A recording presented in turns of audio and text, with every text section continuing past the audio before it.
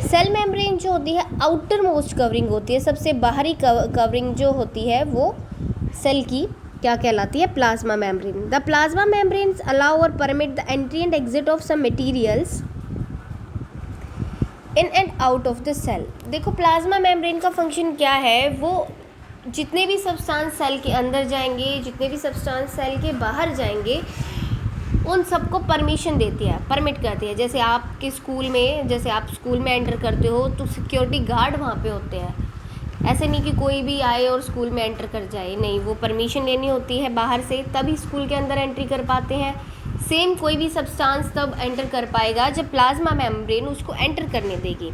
It also prevent movement of some other materials. The membrane is also called selectively permeable membrane.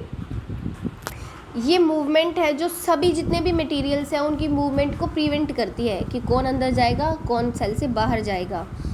Security guard की तरह काम करती है, select कर करके मटेरियल को अंदर भेजती है, इसलिए इसको सेलेक्टिवली परमिएबल मेम्ब्रेन भी कहा गया है। और ये मेम्ब्रेन जो होती है हमारी लिपिड्स एंड प्रोटीन से मिलकर बनी है बच्चों। Properties of plasma membrane, it is flexible. अब इसकी प्रॉपर्टीज़ के बारे में पढ़ लेते हैं। प्लाज्मा मेम्ब्रेन जो होती है फ्लेक्सिबल होती है। It's flexibility enables cell to engulf in food and other from the external environment. This process is called endocytosis. Amoeba acquire food through this process. देखो जो सेल के अंदर फ्लेक्सिबिलिटी आती है, देखो अमीबा जब फूड लेने जाता है अपना, एनगल्फ होता है, यहाँ पे निगलना। अमीबा जब अपना फूड एनगल्फ करता है या अपने जब खाने को निगलने जाता है तो वो प्रोजेक्शन बनाता है, नकली हाथ पैरों जैसी जो प्रोजेक्शन बनाता है, जिसको हम सूडोपोडिया कहते हैं। हम पढ़ के आए इसको 8th क्लास में, है ना। तो वो फ्लेक्सिबिलिटी किस वजह से है? सेल मेम्ब्रेन की वजह से ही वो फ्लेक्सिबिलिटी है, और उस प्रोसेस को हम क्या कहते हैं? Endocytosis. Function of plasma membrane, अब उसके काम क्या है?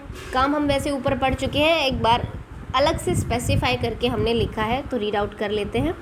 It permits the entry and exit of some materials in and out of the cell. जितने भी सब्सटेंस एंटर करेंगे, अंदर जाएंगे, बाहर जाएंगे, उन सब की एंट्री को परमिट करता है। जो कोई भी मटेरियल जिसकी सेल के अंदर ज़रूरत नहीं है वो एंटर नहीं कर सकता विदाउट प्लाज्मा मेम्ब्रेन की परमिशन के। फिर हम चलते हैं सेल वॉल की तरफ। The cell wall is another rigid outer covering in addition to the plasma membrane found in plant cell. Cell wall जो है वो प्लांट सेल्स के अंदर पाई जाती है,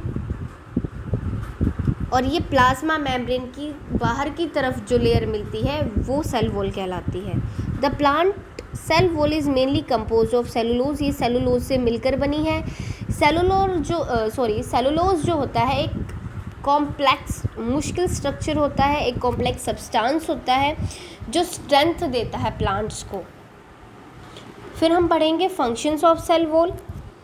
the cell wall permit the cells of plants, fungi and bacteria to withstand very dilute external media without bursting, ताकि बाहर वाला जो मीडियम है, बाहर वाला जो एनवायरनमेंट है उसमें सरवाइव कर पाए। In such media the cells tend to take up water by osmosis. अब इस केस में हमने पढ़ा था ऑस्मोसिस के बारे में अभी। तो ऐसे केसेस में जो सेल्स है वो ऑस्मोसिस के थ्रू वाटर को गेन करते हैं। The cell swells building up pressure against the wall. Cell जो है वो स्वेलअप होता है, फूल जाता है और सेल वॉल के अगेंस्ट प्रेशर लगाता है। The wall exert an equal pressure against the swollen cell. Because of cell wall, cells can withstand much greater changes. अब उससे क्या होता है, दोनों चीज़ें आपस में प्रेशर लगाती हैं तो उनको स्ट्रेंथ मिलती है। आपकी जो प्लांट्स है, फंगी है, उनको स्ट्रेंथ मिलती है बाहर वाले एनवायरनमेंट में जो चेंजेस हो रहे हैं उनसे फाइट करने की, वहाँ पे सरवाइव करने की। Because of cell wall cell can, ये हम पढ़ चुके हैं।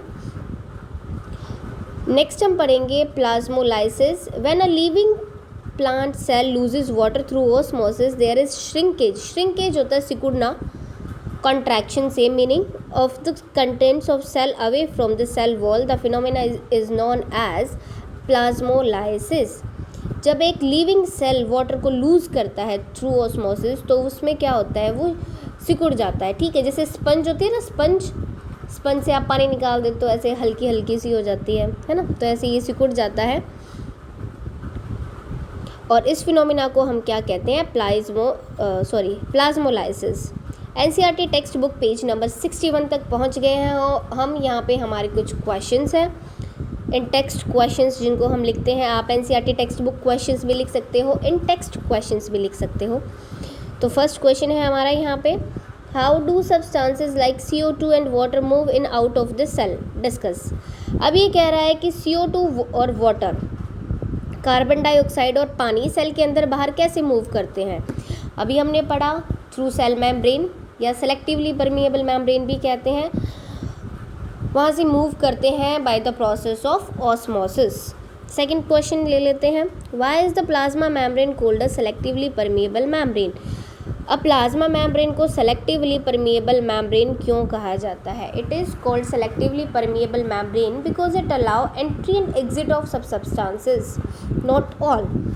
क्योंकि कुछ सब्सटेंसेस की जो एंट्री और एग्जिट है ये उनको देखती है, कोई भी चीज़ जिसकी सेल को ज़रूरत नहीं है अननेसेसरी सेल के अंदर ना जाए।